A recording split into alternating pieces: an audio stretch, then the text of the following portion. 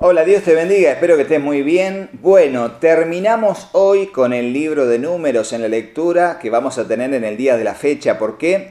Porque hoy vamos a leer el capítulo 34, 35 y 36 del libro de Números. Hasta acá nos ayudó Jehová, como dice la palabra, hasta aquí nos acompañó el Señor y vamos a seguir avanzando, Dios mediante, si nos da salud, en este desafío de leer la Biblia en un año de tapa a tapa. Así que oremos para encarar la lectura y las enseñanzas del día de hoy.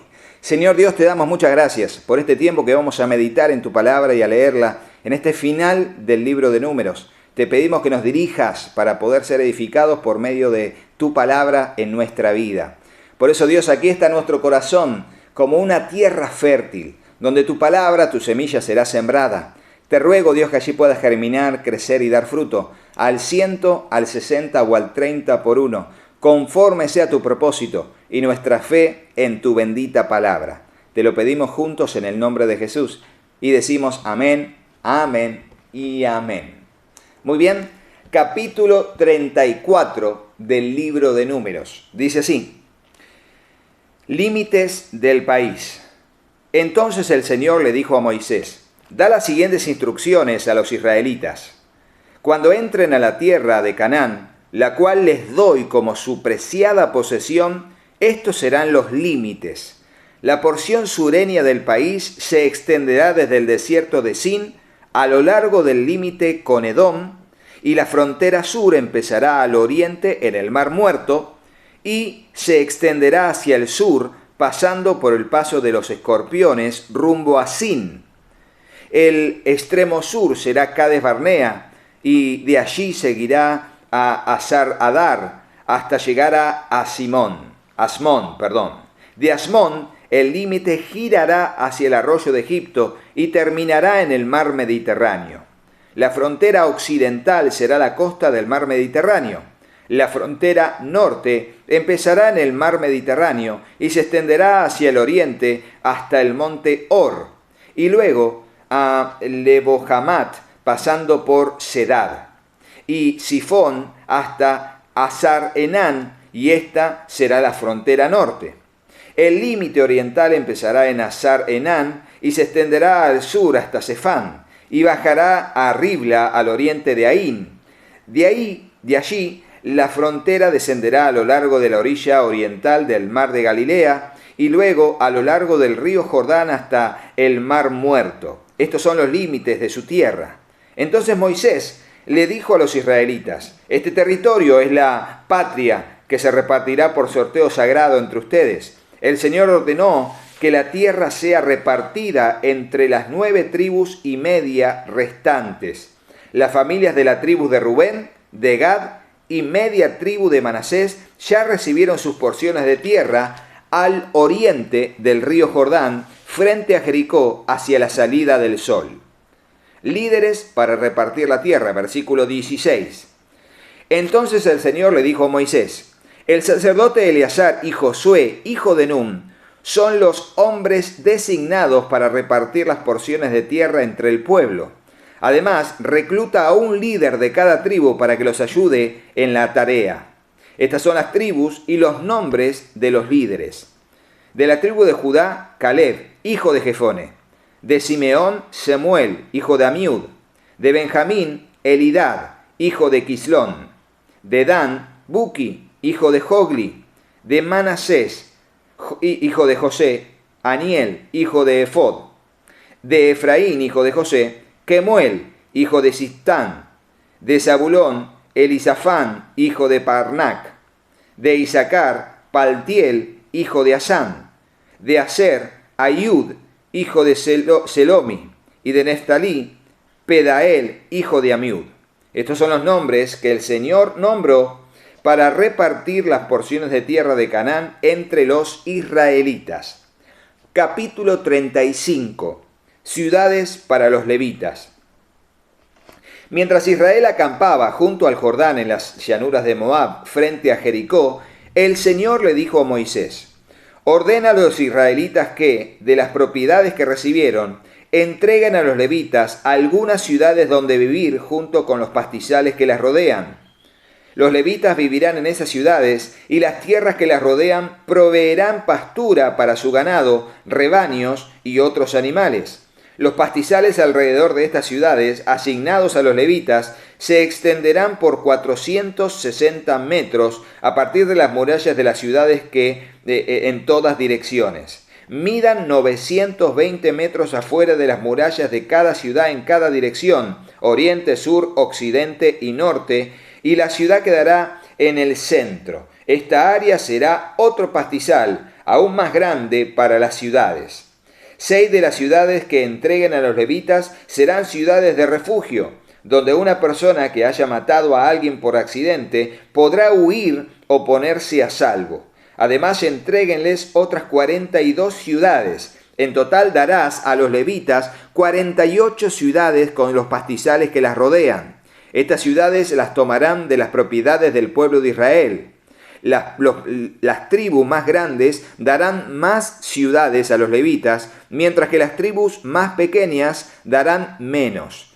Cada tribu dará terreno en proporción al tamaño de la tierra que recibió. Ciudades de refugio, versículo 9. El Señor le dijo a Moisés: da las siguientes instrucciones al pueblo de Israel.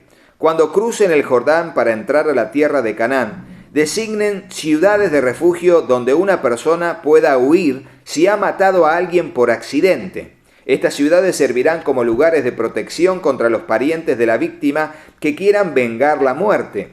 No se le quitará la vida al responsable de la muerte antes de que la comunidad lo juzgue. Designen 6 ciudades de refugio para ustedes mismos, 3 al oriente del río Jordán y 3 al occidente en la tierra de Canaán. Estas ciudades servirán para proteger a los israelitas, a los extranjeros que vivan entre ustedes y a los comerciantes ambulantes. Cualquiera que mate a alguien por accidente podrá huir allí para ponerse a salvo. Sin embargo, si alguien golpea y mata a otro con un objeto de hierro, comete homicidio y el asesino debe ser ejecutado. Si alguien con una piedra en la mano golpea o mata a otro, comete homicidio y el asesino debe ser ejecutado. Si alguien golpea o mata a otro con un objeto de madera, comete homicidio y el asesino debe ser ejecutado. El pariente más cercano de la víctima es responsable de quitarle la vida al asesino. Cuando ellos se encuentren, el vengador debe quitarle la vida al asesino. Así que si alguien, por odio, le tiende una emboscada a otro y luego lo empuja o le lanza algo y esa persona muere, comete homicidio. O si alguien, por odio, golpea a otro con su puño y esa persona muere, comete homicidio. En tales casos, el vengador tiene que quitarle la vida al asesino cuando se encuentren. Ahora bien, supongamos que alguien empuja a otro sin enemistad previa, o lanza algo que sin intención golpea al otro, o por accidente deja caer una piedra grande sobre alguien y aunque no eran enemigos la persona muere.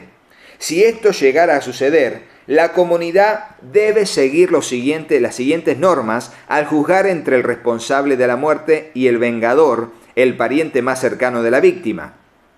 La comunidad debe proteger al responsable de la muerte del vengador y debe escoltarlo para que regrese a vivir a la ciudad de refugio a la que huyó. Allí permanecerá hasta la muerte del sumo sacerdote que fue ungido con el aceite sagrado. Sin embargo, si el responsable de la muerte alguna vez sale de los límites de la ciudad de refugio y el vengador lo encuentra fuera de la ciudad o lo mata, si muere no será considerado homicidio. El responsable de la muerte debió haber permanecido dentro de la ciudad de refugio hasta la muerte del sumo sacerdote. Pero después de la muerte del sumo sacerdote, el responsable de la muerte podrá volver a su propia tierra. Estos son los requisitos legales y tendrán que cumplirse de generación en generación donde quiera que vivan. Y fíjense, recuerdo el pasaje donde Salomón no podía quitarle la vida a Joab, que había sido el comandante del ejército de David, pero David le había dicho: usa de sabiduría para saber cómo haces con Joab, pero que no muera sin derramar su propia sangre por tantas maldades que había cometido. Entonces lo que le dice Salomón es: mira, Joab si tú te quedas aquí, no te pasará nada. Pero si tú sales de la ciudad, como si fuera tomada la ciudad de Jerusalén como una ciudad de refugio, si tú sales de la ciudad, serás asesinado. Y entonces Joab, por una cuestión de negocios, se ve tentado y, bueno, finalmente es tentado y sale de la ciudad, y al regresar a la ciudad, finalmente es asesinado. Pero no es Joab, es otro de los siervos de David. Ahora estoy recordándolo. Disculpen el detalle de hablar de Joab. Joab fue asesinado delante del altar. Pero bueno, ahí se me mezcló un poco la información. Pero ya vamos a llegar cuando lleguemos a los libros históricos de los reyes de Judá. Muy bien, seguimos. Todos los asesinos deben ser ejecutados, versículo 30, pero solo si las pruebas son presentadas por más de un testigo. No se puede condenar a muerte a nadie por el testimonio de un solo testigo. Tampoco se aceptará el pago de rescate por la vida de alguien que haya sido juzgado y encontrado culpable de asesinato y condenado a muerte. Siempre se debe ejecutar a los asesinos. Nunca acepten el pago de rescate de alguien que haya huido a una ciudad de refugio, pues haría que el responsable de la muerte de alguien volviera a su tierra antes de la muerte del sumo sacerdote. Esto garantizará que la tierra donde ustedes vivan no se contamine, pues el asesinato contamina la tierra. Fíjense cómo lo que contamina la tierra: la idolatría, la injusticia social, la fornicación y el asesinato, el derramamiento de sangre inocente, la violencia contamina la tierra. Y es lo que trajo el diluvio con Noé, y es lo que va a ser la previa de lo que va a ser el arrebatamiento y la gran tribulación también. Y ningún sacrificio, salvo la ejecución del asesino, puede purificar la tierra del asesinato. Por eso tenía que el asesino morir. Había pena de muerte para purificar la tierra, porque un asesino había muerto después de asesinar a otro. Ojo por ojo, diente por diente en aquel momento histórico. No deben manchar la tierra donde viven, porque yo mismo habito allí. Yo soy el Señor que habito entre el pueblo de Israel. Y por último, capítulo 36 y capítulo final del libro de Números. Dice así: mujeres que heredan propiedad.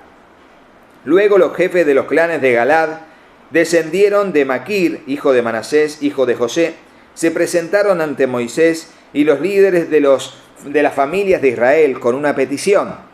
Dijeron a Moisés: el Señor te dijo que repartieras la tierra entre el pueblo de Israel por sorteo sagrado. El Señor te dijo que la porción de tierra que pertenece a nuestro hermano Zelofead se las dieras a sus hijas. Sin embargo, si ellas se casan con hombres de otra tribu, llevarán consigo sus porciones de tierra a la tribu de los hombres con quienes se casen. De esta manera, el área total de la tierra de nuestras tribus se reducirá. Entonces, cuando llegue el año del jubileo, esa porción de tierra se agregará a esa nueva tribu y provocará que nuestra tribu patriarcal la pierda para siempre.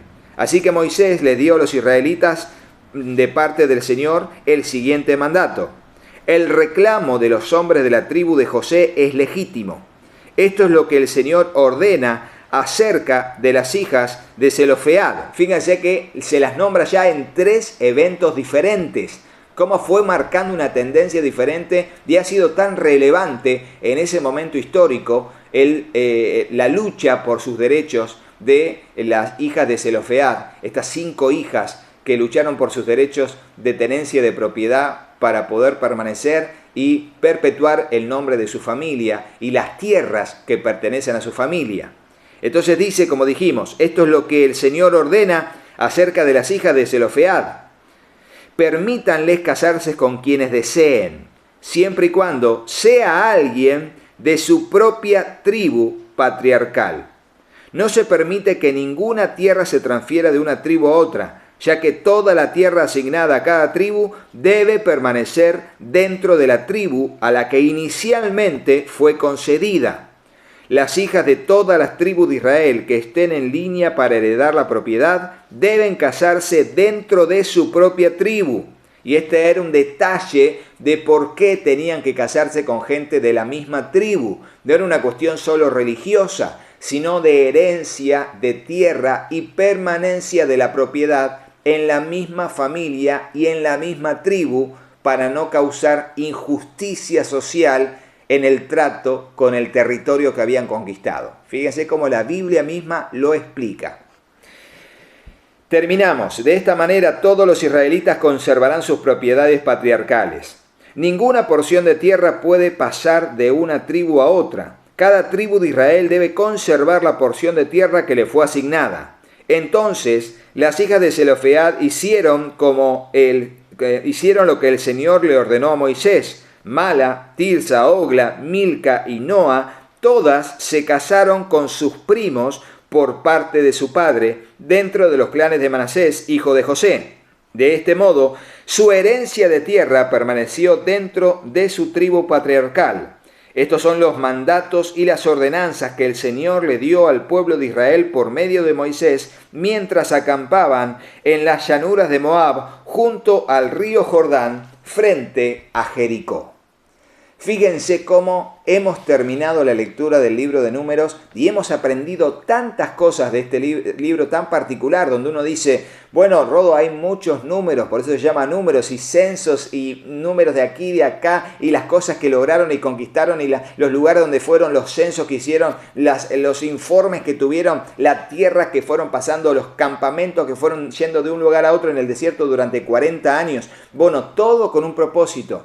Así que mañana comenzaremos con la lectura del libro de Deuteronomio. Si te gustó el video, ponle me gusta y déjanos en el comentario cualquier pregunta que tengas, porque Dios mediante, el próximo video que subiremos al canal será el de respuestas a las preguntas del libro de Números. Así que mañana, Dios mediante, seguimos con nuestro desafío de leer la Biblia en un año. Chau, chau. Hasta mañana.